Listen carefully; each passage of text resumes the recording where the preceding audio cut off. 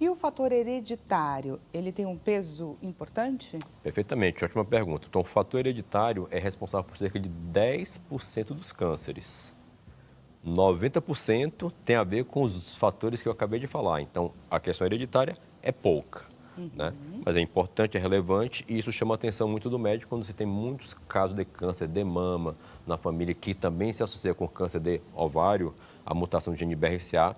O médico, ele deve ficar atento a pedir testes genéticos quando se preenche os critérios, na perspectiva de buscar essas mutações genéticas hereditárias, né, que são transmitidas de pai para filho, mãe para filho, e a partir daí traçar estratégias de rastreamento mais precoce e mais intenso. Então, se uma mulher tem uma mutação de gene BRCA, que é o caso da Angelina Jolie, por exemplo, esse rastreamento ele começa em torno de 25 anos de idade, enquanto na população em geral, em torno de 40 anos de idade. E a cada mutação genética, a gente vai ter uma idade de início desse rastreamento, desse check-up preventivo.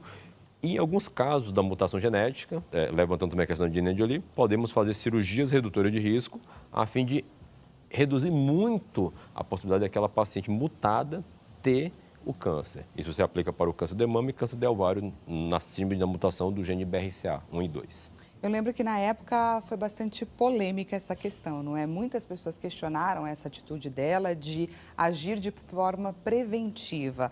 Hoje em dia, como que está isso na prática clínica? Está cada vez mais frequente a possibilidade de você fazer o exame. Então, naquele momento, muitas mulheres queriam tirar as mamas, pelo exemplo da Angelina Jolie, pelo medo ou pela probabilidade. Mas, naquele momento, ter um acesso ao teste era muito difícil, porque eram poucos locais que faziam e o custo era extremamente elevado. Hoje, está mais fácil de você fazer e um custo bem mais baixo. As seguradoras de saúde pagam quando tem indicação clínica precisa, a gente fala que está no rol do INSS.